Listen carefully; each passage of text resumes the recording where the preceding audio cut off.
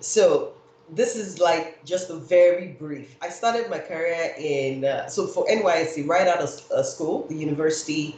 I served with a telecoms company, and straight out of there I got employment into banking. So it was while I was in banking I had the opportunity to go through public sector banking, commercial banking, and then retail banking. And through my experience there, of course, there was a lot to learn. There were lots of people to meet. But I found that working with, the entrepreneurs, either in the corporate sector or, just retail sector, a lot of times we would have conversations that would just spread outside of core banking. And because I come from a family of entrepreneurs and merchants, I had learned a lot from listening, from observation, and then the bit of knowledge that I had from school as well. So I would give them an advice. Sometimes they would just mention something they were struggling with. And so I would give them an advice like, try this, see if it works for you. And time again, people would come back after, a period of time, say a couple of weeks, and say, oh, by the way, Ella, that thing you asked me to do, oh my God, this was the result that I got. So when that happened time and again, I started to think, maybe I should be in consulting, but I didn't really have a core business background. So that made me say, okay, I need to get an MBA.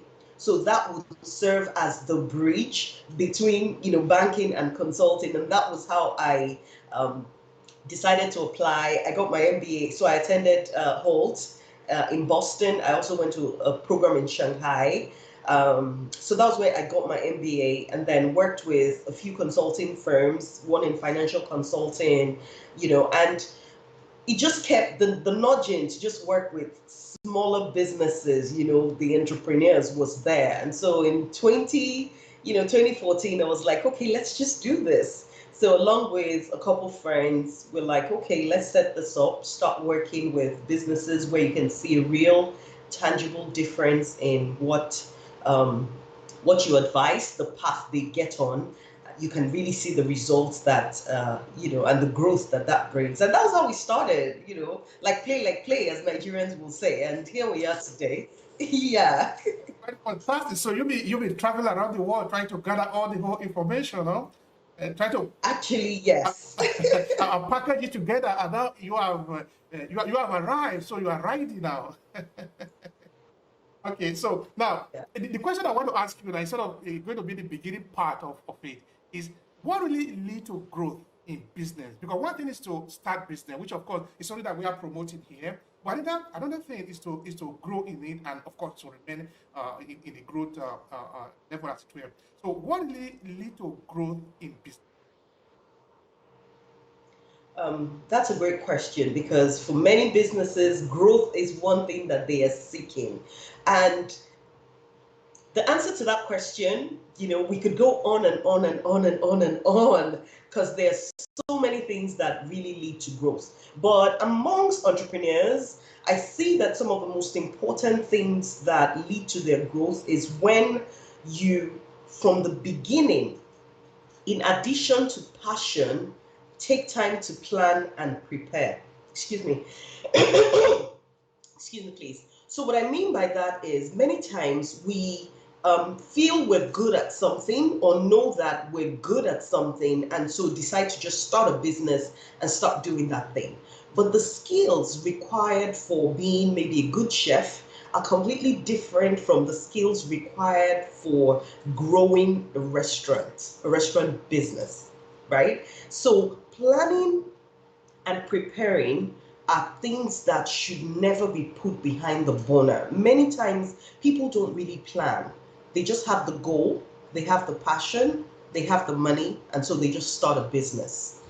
Then, in addition to that, one of the things I've seen that really leads to fast growth is having the right team. There will never be a time when you will start and grow your business, to a very large size by yourself. So the people you bring on board matter a lot.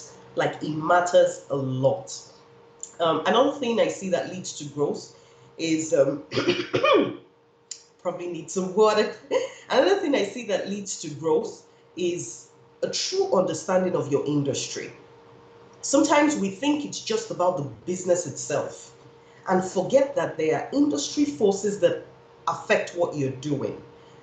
There's so many people running businesses but don't really understand the trends in their industry. Where are things going? What's happening? What has stopped happening? Of course, there's also an understanding of the customers. In today's world where customers are changing like this, their opinions, the things they want, how they want it, they're changing very fast. And so any company who is serious about growth has to really pay attention to customer preferences. How is that changing, and how can you continue to, step up? So like I said, there's so many other things, lower costs, so many, but I'll stop here for now.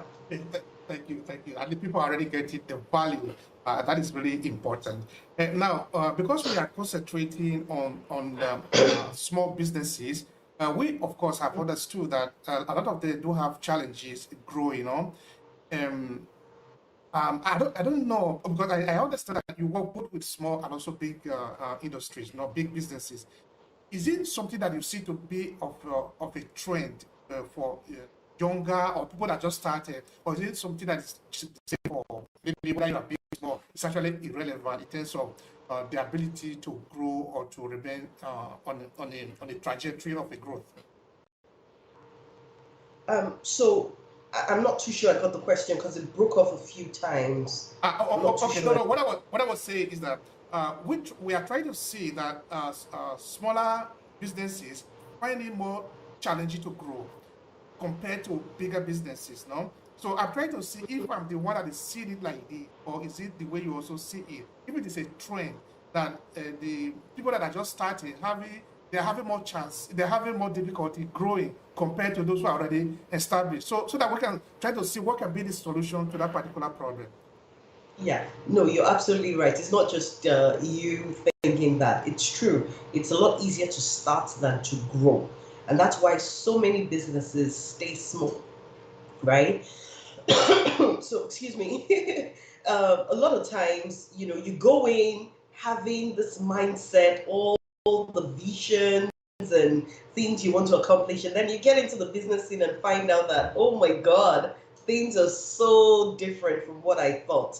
So, yes, it's difficult to grow as a small business, and that's because many times a small business owner is juggling so many things. You are the accountant, you're the salesperson, you're the customer service person, you handle production, you handle supplies. So in the midst of all of that, a lot of times it becomes difficult to see the big picture and do what it takes to actually bring about growth. Those strategies, those structures, those systems that lead to growth, sometimes it just becomes overwhelming, and that's why the larger percentage of business will die. Okay. All right. Now, another thing that I'm trying to understand also from that perspective, or maybe a smaller businesses having more challenges or to be able to grow beyond a certain level so that they can remain on a float, no? It's like when you start to ride a bicycle, no? You don't just ride, you don't just jump on it and have it balance. You sort of stumble to left and right. Then when you continue to pedal at a point, then the motion take effect. Then you remain on float. You don't wave it anymore. So those that are just starting, they are sort of suffering for this turbulence, no? So because you have gone to so many places, you sort of going to Shanghai, you going to US to study and all that. It means you have a broad idea of businesses outside the ecosystem of Africa, of Nigeria to be specific.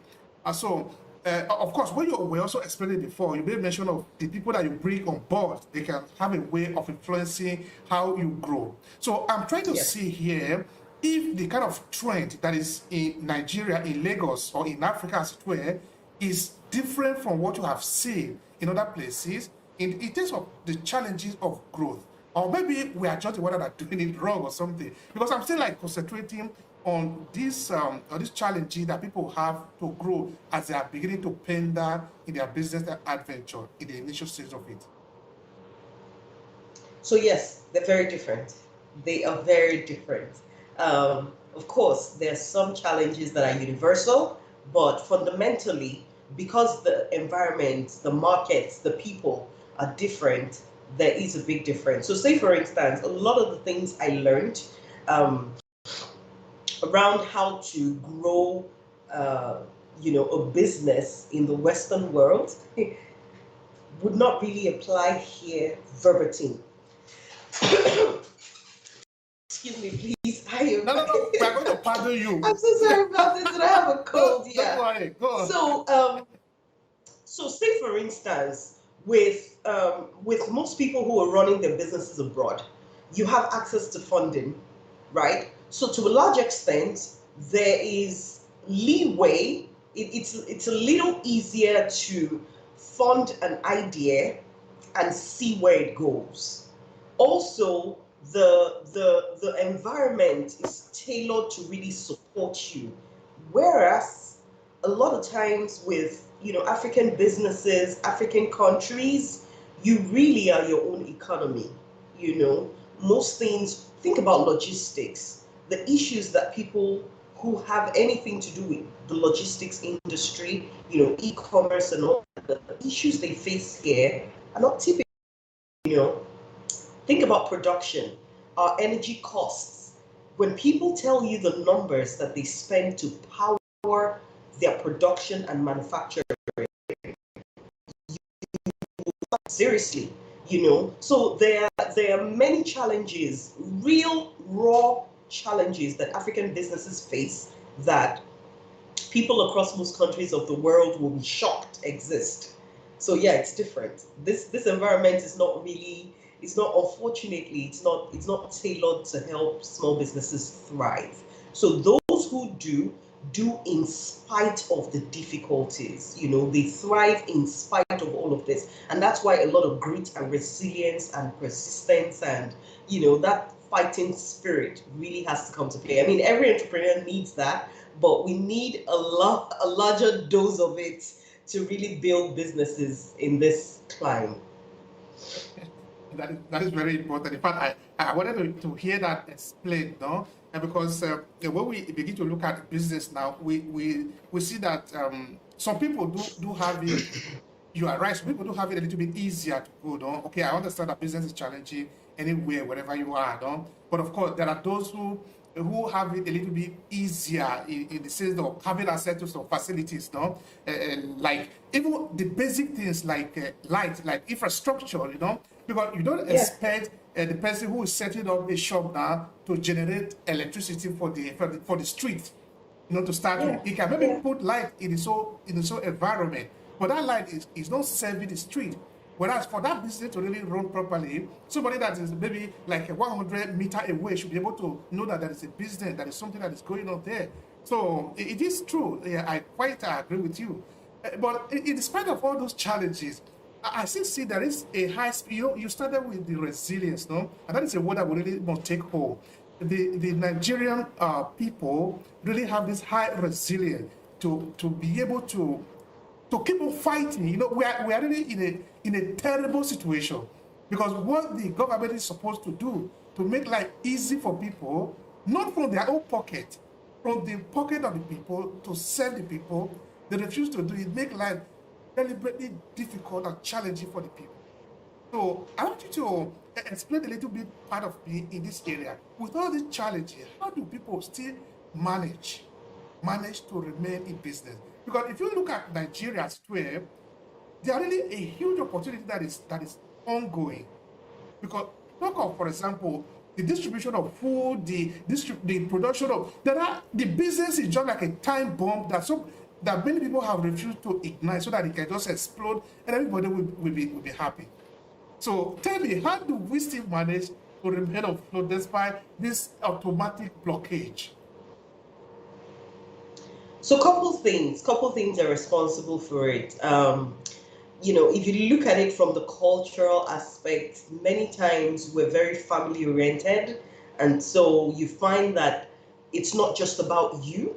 You know that you need to succeed at, business or whatever else you do, because there usually will be many people who are relying on you. So there's that factor. And then there's the fact that everywhere you look around, you're seeing people who are struggling and thriving and building, So in itself, that is also inspiring.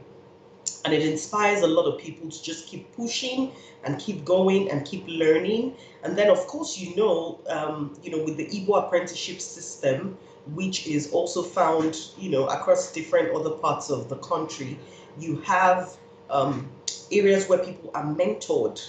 Basically, it's like, an internship or mentorship that you go through, and somebody would guide you, a boss, an oga, would guide you, show you the ropes. So even when you step in, it's a little easier for you to also navigate and find your way. But I think that generally as a people, we're just blessed with that fighting spirit. We're very enterprising, as a people. And so we keep going. Even where every other person would quit, Nigerians would keep fighting. Africans would just keep getting up and doing what they can. And it's really inspiring to watch. Okay, now looking at it from the point of view of strategy, because like you also have explained before, each country, each people, each businesses have some peculiar experiences. No, for the fact that Nigeria have their own, Africa have their own, doesn't mean that other people don't have their own. If you are, for example, today I interview a firm that does businesses with credit, no. Of course, they tell you a lot of challenges that the situation, a lot of challenges that businesses face here in Italy too. Having access to phone is not just automatic, no. A lot of things are involved, no.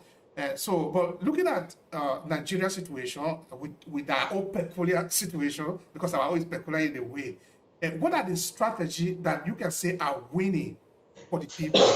Because now you start a business, you know you are going to generate your electricity. This is an added cost to you. You know that you are the price of rice is a certain amount today. Tomorrow it just jump automatically, So you are going to put all this calculation. They are just a multiplicity of calculation you are going to put together as a businessman to survive in that environment. So, what kind of strategy within the Nigeria business ecosystem do you see to be working that somebody can adopt? So one of the things that have really helped those who are, continuing to build and grow and scale their businesses is niching, becoming known for something. You know, that way you are not seen as somebody who is supplying a commodity. Because if what you sell is seen as a commodity, it means that it's going to be difficult for you to, position yourself as a specialist or raise your prices so you can make profit, and then you become subject to all the ups and downs that you mentioned, particularly with the inflation and everything going on. So creating a specific niche for yourself where you become known for something, you become almost like the go-to expert for that type of thing is really good, because it means that when people are looking for somebody who can do a particular thing or somebody who sells a particular thing, you easily come to mind, right? And then, of course, the use of social media has been huge. It's been helping a lot of businesses in, the last decade, or maybe particularly the last 5, 6 years. So you have a lot of people who have built 7, 8 figure empires using Instagram, using Facebook, using all sorts of digital tools that are available to them. So Nigerians have really, really honed in on that, and they're using social media really well to grow their businesses. Then, of course, you also have, for those who are in the product-based business, you also have, e-commerce sites like Jumia, Konga, all of those places, and put on their products and become seen by a wider audience. So generally, technology has really helped. Creating a niche helps, and then you would also find a number of them who have designed great customer experience, so that from end to end, they are paying particular attention to how customers experience their company, their products, their services. And this is usually with those who serve the middle class or the upper class. That's also one strategy that has worked for a lot of businesses. So there's so many different things that people put together. Collaborating is one thing that has also helped businesses. There are lots of them out there, but these are some of the ones that I find pretty often among really successful businesses. Okay, that is good. The question of e-commerce and the digital entrepreneur or digital economy is something that I you think is also worth exploring? Of course, I was going to ask you a question about that, because looking at uh, okay, I don't want to say that Nigerians are different from other type of Africans, but we have always been key to this particular aspect of it. No, it is not a surprise that the Yahoo boy still is something very famous in Nigeria, no? Which means, of course, that Unfortunately. okay, we can look at it from one perspective, though, but that is not the only perspective at which we or the Nigerian people are taking advantage of internet. It is something that is sort of inherent in us. We are very fast in those areas. But what I really want to Yeah. say is that we can we can see it only from that negative point of view, but it can also be very positive in that internet is a powerful tool that is available to everybody. If I were in Yeah. the position of authority, I will train a lot of people in Nigeria about it or how to use it, because we can really use it to power the economy. Now, Yeah. looking at digital economy, looking at the internet money and the rest of it, how much is it really influencing the Nigerian thing? Because now we can look at the blockade, like I was saying before, that the government have refused to build infrastructure that is needed for the economy to start. But some of this infrastructure, somehow, some of them can be bypassed in some ways. Like, for example, what you need to run the internet is not really a cable, it's wireless, no? So if I can then have a line to connect my laptop to the grid, and the grid is wireless, then I don't have any limitation anymore. Which means I can even be living inside a small forest. If there is an internet connection, and we have come to understand that Africa have very fast internet connection in most of the cases, it means I can still do business, no? So how is the digital entrepreneur industry um, evolving in Africa? Let's put it this way, or maybe in Lagos or in Nigeria. Tell me about that. Very fast, very fast. And I love it. Africa, of course, is known to have a really huge young population. The larger percentage of our population are young people. And so they have really adopted, technology, all things digital, all things and are running with it. And I love it because people are starting to see that you can't totally rely on the government for everything. And so they're constantly learning from each other. How do I do this? You have a lot of people who are into affiliate marketing, you have a lot of people who are into mini importation, where they would import goods from, China, India, Turkey, and then resell to other people for a profit. So there's so many of these things. You have a lot of, even coaches in so many areas that are using the internet to deliver their services. And so you have lots of creators, excuse me, course creators, people who run podcasts, and are just everywhere, even on Clubhouse, which I joined last week. I think I'm going to lose my party badge today. I joined Clubhouse last week, and it was interesting to see lots of Nigerians, even from here, just connecting and making themselves known, speaking on areas that are of interest to them. So they have really embraced it and are making a difference. And it's also interesting to see how even the senior citizens, because a lot of times they have these younger ones around them. So first they start with social media, and then before you know it, they write an ebook and are selling online. Before you know it, but I'm yeah, loving I see it. a lot of these I'm things, loving and it, it's Ella. exciting. It is. It's exciting. So we're adapting really fast, despite the infrastructural challenges.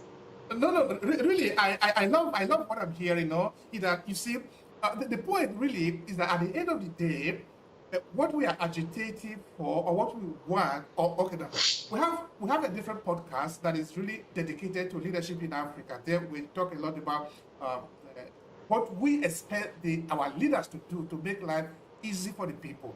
We don't want miracle. We don't want you to put the people inside an egg or build a beautiful house and put them inside. That is not what the Nigerian people need.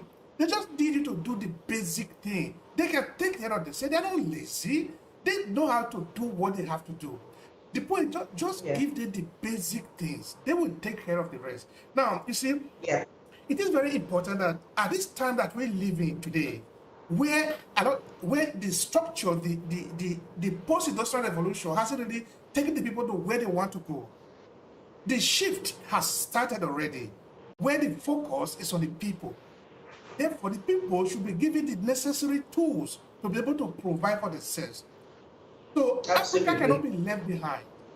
We need the people to be able to, like you just described, this is the way it is everywhere in the world. They can create mini courses, they can, in their house, in their living home, set up businesses and able to run it. This is the digital age.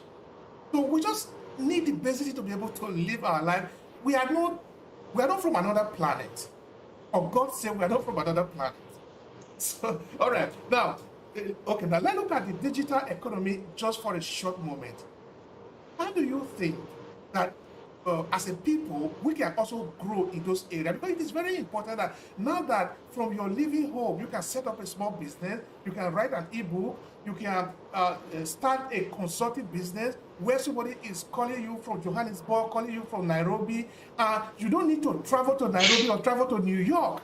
You can live right there in Lagos, in Kaduna, or in Bauchi, and write for somebody as a freelancer, as a VA, virtual assistant, as it were. Because this is what the Americans did with many American industry were doing with the Philippines, for example. There were this huge company of VA services where somebody that is living in New York or in Washington or in California, we hire somebody that is living in the Philippines to do, maybe to write a book for them. And because they speak English, it becomes very easy and they pay these people very cheaply. The work is done at the end of the day. So with me, they transfer a lot of work to the Philippine people through these virtual assistance services. Of course, these are all online businesses. And this can also be done in Nigeria, it can be done in Kenya, it can be done anywhere in the world.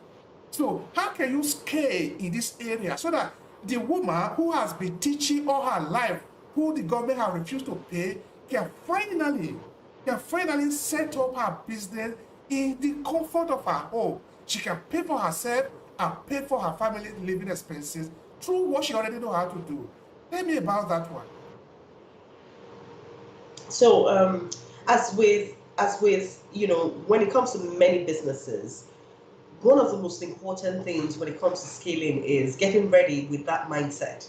First of all, having the mindset that it is possible to deliver at a larger scale and maintain, uniformity of the service quality or the delivery of what you give to your clients. So first of all, there has to come to that agreement because many people are still stuck with the belief that if it's not them, it just can't get done or it can't grow beyond this. So they don't see it. And once you're limited in your mind's eye, it becomes difficult to really, you know, do the remaining things that are needed. And so once you get that right with the mindset, I think one of the other really important things is to systemize the business. Let there be documented processes that you go through so that as you bring people on board, either to help, using the example that you mentioned, for instance, with the VA services, a lot of times you see that one person who started that would then transition to an agency, have multiple other people working with them so that they can take on even more companies. And that can only happen because they have put systems in place, they've structured the business to continue to serve at a certain level of quality. Now, that demands you getting yourself out of the operator seat, because there's a difference between working in a business and working on the business. So before you can scale your business, it means you need to work on it. There are a lot of systems that you need to create, a plan for what you are trying to achieve, what you're going to do and what you're not going to do. And I think that is another area where sometimes people struggle, because you look at it, you have acquired so many skills, and so there's a temptation to just think that you can deliver whatever, and so you start taking on so many things. Before you know it, there's lack of focus, and then people start to have complaints, word goes round, your online reputation gets damaged, and then the business starts to shrink. So instead of that, there's a big place for focus, and then determining what must I do to take this to the next level. And then, of course, working out that plan that you have set in place, put in the systems. No one is saying it needs to be perfect, but start from somewhere, and then give yourself timelines. Even when you make mistakes, you go back, you review it. Okay, what worked, what did not work, what can I do differently? And then, as you learn the lessons, you reapply, you improve, you get better results. And before you know it, the growth becomes exponential. So that is really how I think that many businesses can start to scale using online, service businesses who are working online. I think really the potential is huge. And yes, like you said, it's so interesting. You can be here and reach so many people across, but if you're going to build a team that does that and have you not burn out in the process, there would need to be systems and procedures, standard operating procedures that other people can follow before you can scale those businesses. Okay. All right. Now, I want to remain a little bit on this standard that you're talking about. Okay. We're not going to be pretending now that that everything is going to just suddenly be perfect in Africa or in Nigeria, to be specific, no? Because when we are looking at digital economy, or the kind of economy that we have today, which is more of a kind of a service-based, no? A kind of interpersonal relationship at scale, meaning we are going to be dealing with a lot of data. And of course, data is one of the things that's missing in many systems in Africa and in Nigeria, to be specific, if we are looking at the country where we are coming from as a reference. Of course, if it is missing at all, it means it's an opportunity, because everything can be opportunity. If we have a company now, somebody set up a company to collect data, then of course that is a business. Anything can be a business, because it's a service-based economy, which means if you can render me a service, then you deserve to be paid for it. So that, like we were saying before, we don't really need the Nigerian government to do everything. In gone are those days, for example, if you remember that in Nigeria, if you want to make a telephone call, it was something of exclusive thing. You need to go get to Raya. It's something very expensive. I remember in those days, I follow some people they have to make a telephone. We have to go to a certain place. As if it's a kind of a military thing, But the FTA came in, it became child play, which means that the government is incapable of running business. They just have to do government things. Let business be run by business people.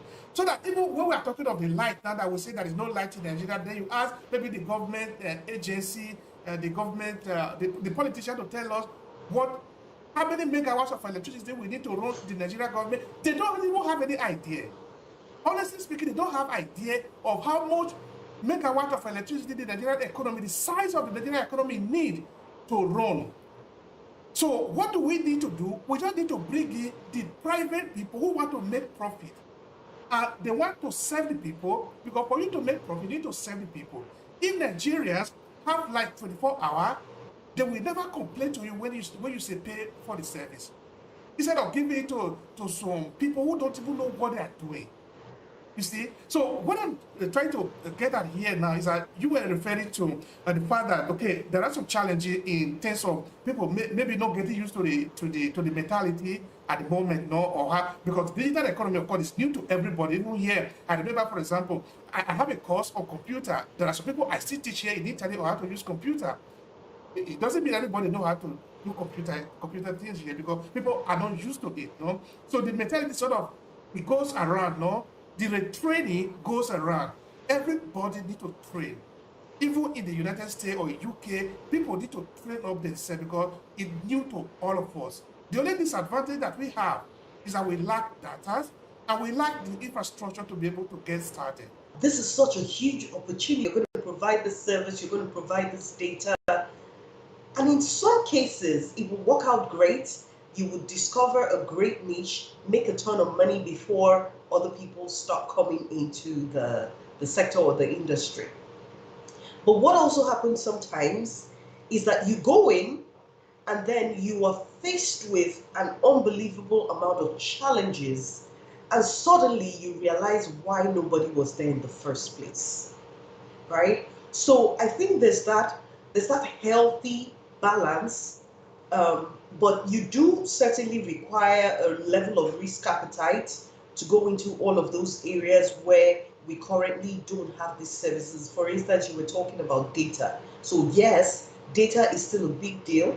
And I do know some companies, for instance, who provide um, data, information to other businesses, and they would usually sell this information for incredible amounts of money.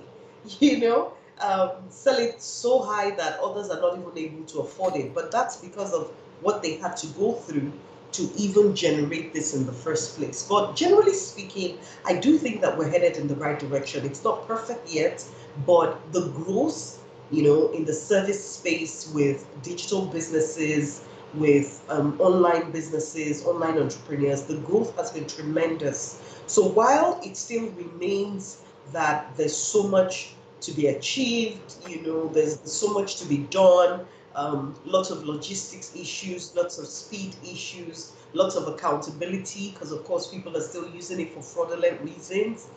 While all of those challenges exist, I do think that we're on the right path, and I think that with time, we really would start to get there. I think that we're on track. It's tough, but we're on track. I like that. It's good to always have the positive side to it. Because though, if not, it's going to be even more challenging. All right. Now, I'm looking at it also from the point of view of model, no? That I think it's the first question that I asked you, or I think it's the second one, you were making reference to the family background, no? In terms of how we do businesses in Africa and in Nigeria. Which of course we will consider because that is where we are coming from. We are very family oriented. Now, Yes. tapping into that as a resource, because now I've tried to see everything as a resource. Looking at that as a resources now, is there any way that because of that structure, because of that way of life, of our upbringing, can that lead to growth in businesses? Hmm. I think it depends. I think it depends. So if you are running a business, for instance, with other family members, and it is a business where it is clear what everybody's bringing to the table, the different skills that each individual is bringing, then I think that being that family oriented will really help, because that way, to an extent, you can cut costs, you can all agree on the direction you need to go. Everybody knows what they're contributing. There is transparency. And more importantly, whatever money is raised can be used to continue to build the business. It also has the disadvantage that sometimes people now have this entitlement mentality and feel that because the business is, my brothers or my brother-in-law, or do you know how related, they really don't bring anything to the table but expect a lot to be given to them. And in some cases, this have really broken up relationships, marriages, siblings no longer in good terms. Lots of things can come out of it. So I think it's from the beginning, understanding that business is business. And so even though we are very family oriented and want to do our best to help, know that it doesn't always work. So I think that there's just some degree of peace that comes with agreeing that it's not always the best thing, but if we're going to do this, let's do it professionally. Let's have contracts. Let's have, job descriptions. Let's understand what the structure of the organization is, who reports to who is responsible for what. Taking the pains to do all that upfront, I think really sets you up for a smoother ride, so to say, than when you just go emotional and bring in family members. So I even had this client some years back. I had this client who ran a fashion business together in one of the Western states, and the business was doing good. And so you know how you're doing well in your business and decide it's time to take it up a notch. So they got a facility, a low credit facility from the mother of one of the founders of the business, one of the partners. And oh my goodness, things just went haywire from there. She wanted to know everything, of course, because it's, one person's mom. In the beginning, there were really no legal backings, no legal documents or contracts or agreements in place. So she started poking her nose into decisions, She had no experience in this space, but because her money was there, felt she could make a lot of the calls. Long story short, that business did not survive more than 2 years after the woman's injection of funds, just because the balance of power was messed up. Decisions were no longer being made based on merit and trends and customer preferences. It just became about satisfying this one stakeholder. So there are many pros and cons, but for anyone to go into that, they really need to understand and learn from other people's mistakes. Yeah. That is an alarm bell. Yeah. That is an alarm bell. All right. Now, for the fact that that is an issue, it can also be an opportunity again. No, in that now, of course, I know that there are a lot of business schools in Nigeria, and of course, we do need a lot more again, so that instead of building mosques and building churches, we need to build businesses and build training places for people to learn how to do businesses and learn how to use their hands and their heads to be able to create something instead of looking for somebody to come down from heaven and do it for us. Okay, sorry, I'm Yeah. digressing a little bit.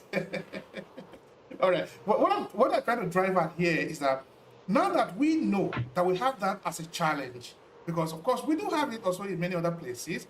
For that reason, people set up school to teach people, and I'm very happy when you explained before that people are setting up courses. I know some friends in Nigeria, for example, in different part of the country, who because they have participated in training program, have set up their own training program too. Because this is how it's going to go.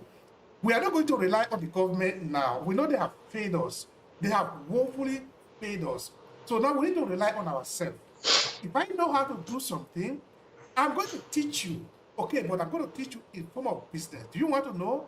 You are going to pay me, but I'm going to give you a quality training so that you can then also train another person. This way, the training can go around in the country and the people can finally be free. You do what you want to do. So in those areas, Yeah. in this service sort of structure, what kind of opportunity do we have here? Is it not possible that we can maybe set up school to help us? Because we are seeing the possibility of growth now. Is it not possible that we can maybe set up more schools to train people on how to run businesses on their own? Because I repeat again, the post-industrial revolution did not place emphasis on the people. It placed emphasis on the product, on the exploitation of the people, of you coming to work for the company, working for 40 years or 45 years. After that, you are going to retire. You were never the focus. But now, you are the focus. But of course, you are going to place the focus on yourself. Nobody's going to place it on you. So, in this reality, is it not possible that somebody can maybe, or more schools can be set up to train people so that they can overcome this thing? Because they are really very important. The thing that you make mention of, sorry, like the question of contracting, because this is not the way that we have always lived our life. The way we have always lived Yeah. our life is that we just believe, okay, you are my senior, you are coming from the same village with me, you are going to take care of me. And sometimes it worked, but it doesn't work anymore. Now, Yeah. if I have to do business with you, we need to have the terms of agreement. This might Yeah. not be the way that we have always lived, but this is the way we are going to be living from now on. We are going to be clear what we are going to do. And somebody is going to make this one very clear to us. We are going to sign that if it goes like this is the way it's going to be. Sorry, you might not like it, but this is the way it is. Can't we have a structure going in this direction? We're starting, right? We're starting. You'll be happy to know that there are a couple of people who've set up all sorts of programs, all sorts of schools, from social media schools to e-commerce schools, where they're just teaching young people and anyone who cares to know about different things, how to mine data, how to sell online, how to create your own digital products, how to do webinars, how to build thought leadership, A lot of people are doing this. Of course, that also calls for, that could also lead to a conversation about the quality of the trainings. But the truth is, it's starting to grow, and that's one of the reasons why you have more and more and more Nigerians, really spreading out and doing big things across the global scene. In fact, if you get on most of the um, freelance websites, you're going to find a lot of Nigerians there. And many times, the people who are doing those things are also teaching others who are also getting into it. Same thing with affiliates. You have lots of Nigerians in the affiliate space, and they are also teaching others how to succeed, how to build out your courses, how to create. You even have people who are building knowledge knowledge-based systems, where you can host courses. You have Nigerians who are building that. So it's coming up. I do think that we still need to do better with implementation, because many times people learn but don't really do anything, or don't really do much. So learning has to come hand in hand with taking massive action, with executing. And I think that we're still, slacking a little there. But when you have those who are really driven, trust me, they learn and they run with it. And, in a short period of time, they gain a level of success. They start to teach others. It's happening. It's happening. I'm so happy about that again, Ella. I honestly speaking, I don't know why, but I have so much confidence and faith in my country, in Nigeria. I have so much faith in Sure. the people. It's the only thing that I believe in, really. All right. Now, I'm going to come back to you, Star. So, what is your own strategy? Because now we have looked at the system, we have looked at the country, we have looked at the different things that are the bad and the good and everything. We have everything, huh? Both the bad and the good. Also, we have it. Now, let's try to see. You have grown personally, to where you are today. And one of the things that we stress here, what I said before, that we try to focus on the people, is that we try to look at some of the errors that you have made as a person, some of the good choice that you have made as a person, and some of the things that you have learned as a person. And by the time we share them with other people, because they are people, because they are human beings, they can also learn from you and sort of replicate it. Because that is how the knowledge grows this time. We go to learn from each other, we're going to help each other, and we are going to grow together, because there is a lot for everyone. There is no limitation. We are not going to be living by limitation now. Okay, if I have, the other one is not going to have. No, there is abundance everywhere. We can share. Everybody can go home with. You can gather and full. It's not like those mentality of okay, the country belongs to me. Hey, come on, forget it. The country belongs to all of us. We can all have enough, and it will still be remaining. So, you personally, Ella, what has been your growth strategy? Share with us so that others can learn from you. Um, so for me, one thing which I mentioned briefly before has been creating a niche for myself. There are a lot of people who are business coaches, not so many who are consultants. I'm a coach consultant, by the way, or consultant coach. I'm more of a consultant. And one of the things that had really helped my growth is niching down to the area of strategy, um, and specifically with strategic planning for the medium scale businesses, and then just helping develop the right, in fact, I call it best fit strategies. Because if you go to Google and ask, you are going to find a ton of strategies on how to grow your business. But the truth is, you'll never be able to do all of them, and not all of them are right for you. So, niching down has been one area that has helped. Becoming known for the go to person when it comes to business growth strategies. That's one. Secondly, I have I have seen, I had to observe what exactly do people struggle with the most? And I mentioned it in passing a little while ago. It is execution. Many times it doesn't just end with the knowledge, there's so much information flying around everywhere.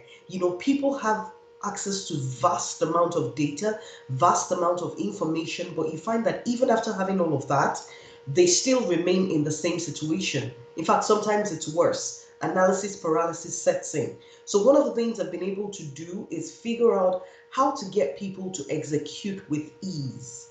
And that really is what sets me apart, because the minute I work with a client, there is always something they can start to do immediately, something they can do next week, something they can do this quarter, so that they can continue to grow their businesses. So it's really easy to execute. Then another thing that has worked for me is paying attention to the service delivery, the experience. Now, we live in an environment, most of my clients are here, about 80% of my clients are within Nigeria.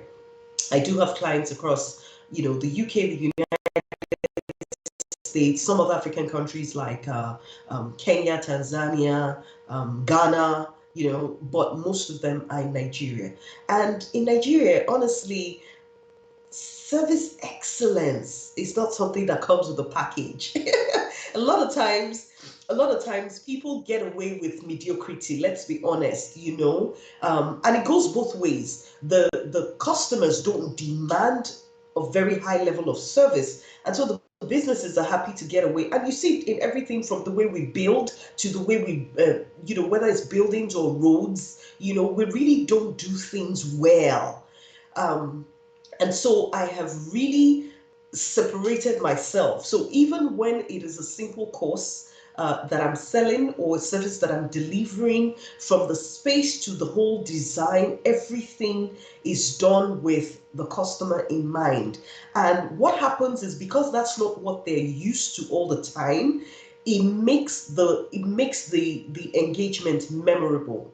People remember when the service is really exceptional. They remember, and so when they tell others about you, they pass on that same information, and it just places you in a position that is different from everyone else. And those are some of the things that have really helped me. Of course, I cannot even not talk about personal development and how that has affected my business. So I'm constantly growing, whether it's through courses or books, masterminds. I'm constantly growing, and that has also really manifested in growth in my business. Thank you so much for that, Leila. You see, you made mention of something that is important that I definitely have to speak to, though, which is the question of the fact that sometimes we just like the mediocrity, but is it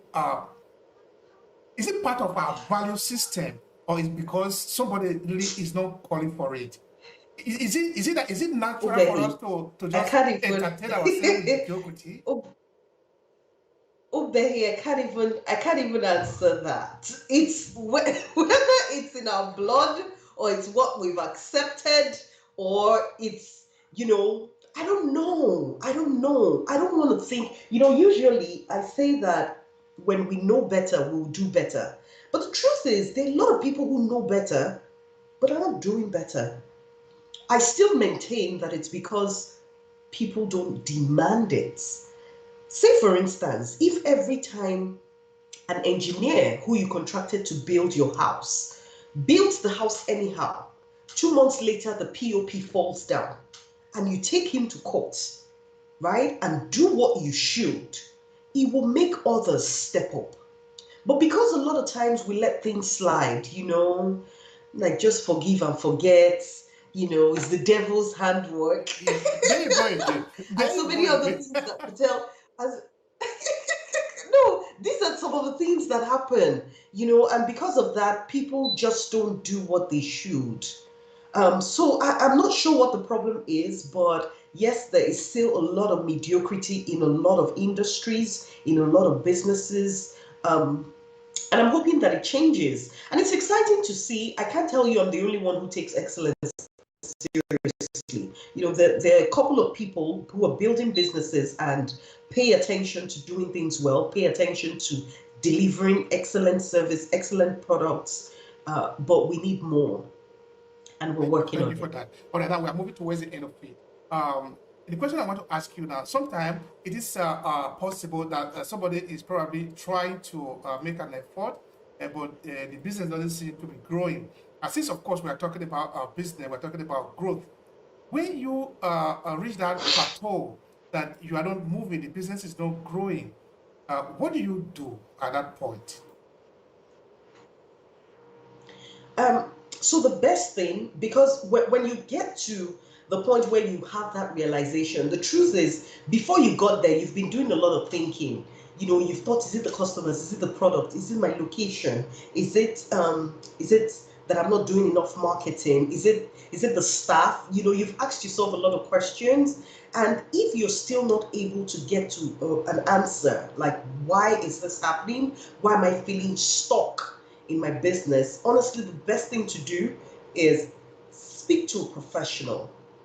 Speak to a consultant who can help you assess where you are internally in the business, assess the industry. Like, is there really growth going on? Is this widespread, or is it peculiar to your own company? They can really help you figure out exactly what's going on and then guide you on what to do to grow the business. And for somebody like me, which is rare for a consultant, but one of our values is honest communication. So if it turns out that, and it's rare usually, but if it turns out that this industry is not going, the market is not growing, customers are just no longer interested in this product or service, then maybe it's time to take a bow. And a professional would usually help you identify what you need to do next to move the needle in that business, to get out of that place where you're feeling stuck. And that would be my advice, because without any specific situation, it's going to be hard to say do this or do that. Just have somebody that you can talk to and let them guide you and figure out what exactly is going on, because it could be a bunch of things. Sometimes it's the industry, sometimes it's the customers, sometimes it's the product. Like in the last 1 year, I've had some clients who I had to say, look, we need to detox your offerings. Seriously, we need to declutter. You are offering way too many things, right? Without being an Amazon. Like, if you were an Amazon, it's a different thing. But there's so many things that you're offering, and it's taken out because you have some products that are absolutely not profitable. You have a product you're offering or a product you're selling, you've not sold any unit in months, but you keep going, it's dragging you back. Whereas there are things that people keep coming back to, keep asking for. Focus on those ones. And then from there, you can also learn from the customers what more they need and serve.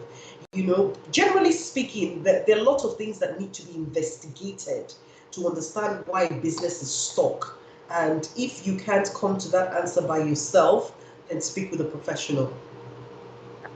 That is absolutely important. Is because the moment of evaluation, it helps us to know where we are. So at least it helps us to know if we need to. Because sometimes we just need to take certain decision at the point. Now, if it's not working, there's no Yeah. need burning the oil and remaining there.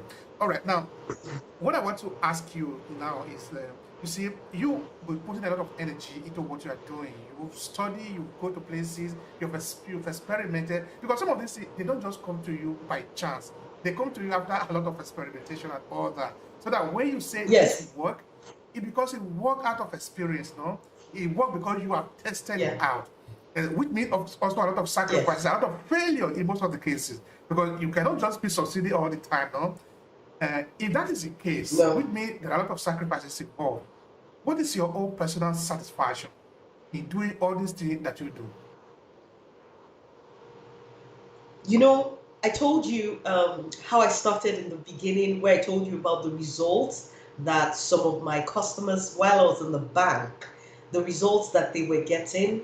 Honestly, that continues to be my biggest driver, my biggest motivation, my biggest, source of just keep going, Ella.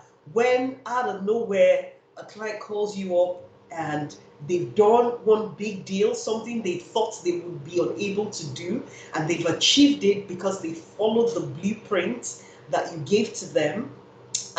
In some cases, people would, be close to tears. In some cases, they would call you and say, I just want to say additional thank you. And so I'll send something else to your account. just to say thank you, because honestly, I didn't think I could do it. Even after we walked through, I was like, oh my God, can I really? So that gives me a lot of satisfaction when I see my clients' results. It's still the biggest driver for me, not even the Thank you money. so much, Ella. All right, now you see, at this point, usually we do give our guests a little moment to advertise themselves, because we know that time, of course, it means a lot to you. You are doing your business, you are here now talking to us, educating people for free. So we usually give this short space of time to say something about yourself, connect with the audience. What are you offering? Do you have anything there that people can buy, that they can set to connect with you? And do this for this short space of time. Then I'm going to ask you a few questions to close. Well, I hate to just sell. That's because I want to be sure that when I work with people, it really is transformational. So if there's somebody listening who, you have a business, you're probably feeling stuck, you're not sure what's going on, but you know inside that you're capable, then what I'd say is let's talk. Let's talk about what's going on. In some cases, you may need my services, in some cases, you may not.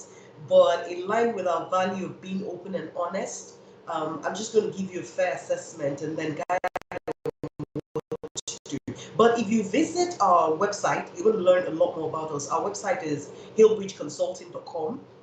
Same name across LinkedIn, Instagram, Facebook. It's Hillbridge Consulting, and there are numerous ways you can learn about us. There are also some digital products that you could, find some interest in.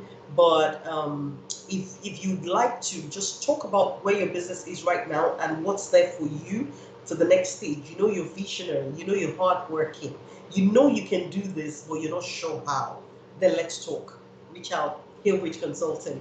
Yeah. You can also send a mail, contact@hillbridgeconsulting.com, or just go to the website and talk to us. Thank you. All right, that is good. We need to begin by talking, because it is when we talk now that we can understand how we can help each other. So that is very important. So talk to Ella, and she will be able to help you in whatever you are going through in terms of business, of course. All right, now Ella, we have talked about growth strategy. I want to ask you if it is possible that you can give us 3 growth strategy for new business, because the demographic that we concentrate on here in the diaspora are basically people of African origin, but also people of other places who maybe are just starting out in business, because these people have been working, or they have not been doing anything before, but they're just starting out in business, so they don't have a lot of experiences. That is why we are bringing in different business experts who have been in business for a long time to share their experiences with them. These are home mothers at home with their children, and they don't have a lot of experience, but they have the desire to do something, because they can really do something, as we can find out in our research. So to these people and to other people, even those in Nigeria, what are your 3 best growth strategies for them? So the number one thing is, one of the fastest ways to grow in today's business world is really to collaborate with somebody. So you know what you sell. Ask yourself, what do people typically buy when they buy my products? So in Nigeria, for instance, there's something we call ewagoyan bread. That's beans, or even akara and bread. So if you sell akara, find someone who sells bread and collaborate with them, right? You sell what other example can I give? You sell photography services, find somebody who does videography services, collaborate with them. Find an event manager, collaborate with them. Just think of what people typically buy before or after your product and see how you can work together with them. That way you can quickly expose yourself to a new audience who likely needs the thing that you offer. That's one. Another thing you can certainly do to grow your business is use social media the right way. It doesn't have to be expensive. You just need to be clear and consistent with your messaging. So I think that branding yourself is really important. Become known for something. Pick a niche and don't stop marketing yourself creatively. Because no matter how good you are, if people don't know what you're capable of doing, they're not going to reach out, and sometimes people even know you, but they don't know why they should pick you because you've not done the work speaking out. Meanwhile, there are other people out there who are constantly speaking about how fantastic they are. So it becomes easier to go to the people that you've heard talk about their product or their service. So don't be shy.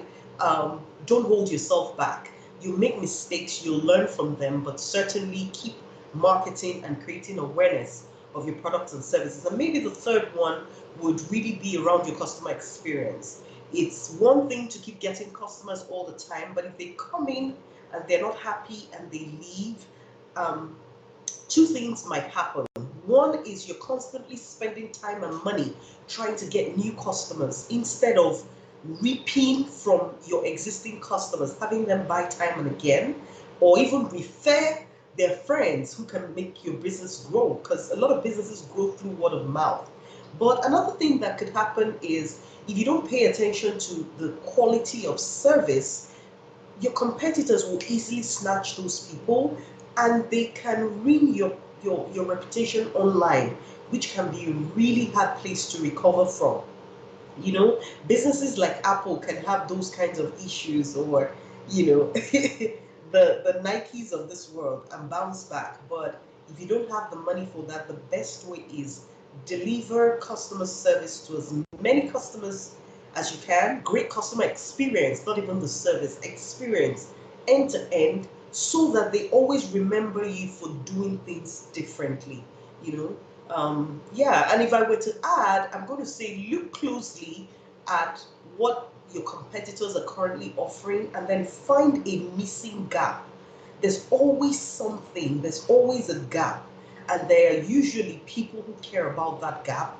So package your own products and services with that gap as an added benefit, and you'll find that you would easily attract customers to yourself. Yeah, so those would be some of the tips I would share now. I mean, we could go on and on, but start from here, and in a few months, you should see reasonable improvement, increase. Thank you so much. Thank you so much, Ella. I really appreciate the experiences that you have shared with us today.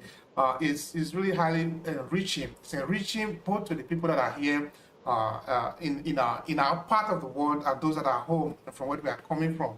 So, of course, I'm referring to the situation in Nigeria.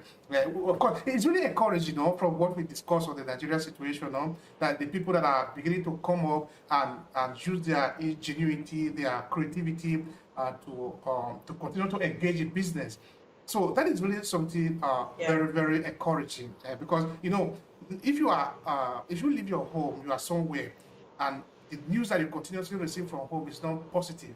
There is no way you can be positive wherever you are, because you just cannot pretend about certain things.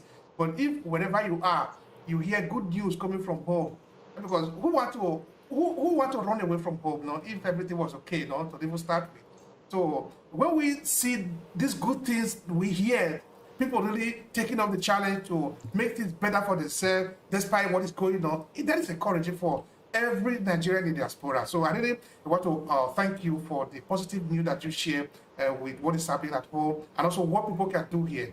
So I want to thank also the audience who have watched until the end of this podcast. It has been an encouraging moment to share with you, because you can really do it, irrespective of where you are, whether you are in Nigeria, or you are in Nigeria in the diaspora. It is time for you to take the challenge. Do something with the time. Because this opportunity that we are wasting, thinking that somebody is coming to do it for you, it's not really going to work. We can see it's not working. So is it time to ask yourself, all those knowledge that you have been gathering for the past, I don't know how old you are, 20, 30, 40 years, it's a no for you to start something with. You see, you can start by becoming a VA for somebody. Maybe you know how to write, maybe you know how to speak, maybe you know how to settle conflict. There are a zillion of things that you can do. You are just the one that don't believe that you can do it, but you can really do it. So the question is, what do you really want to do? What do you want to spend your time doing every day that you will say, yes, this is what I have created? Because remember, the word is service. If you can render a service to somebody else, then you deserve the pay. So ask yourself, from all the many things that you know how to do, which one do you really want to do?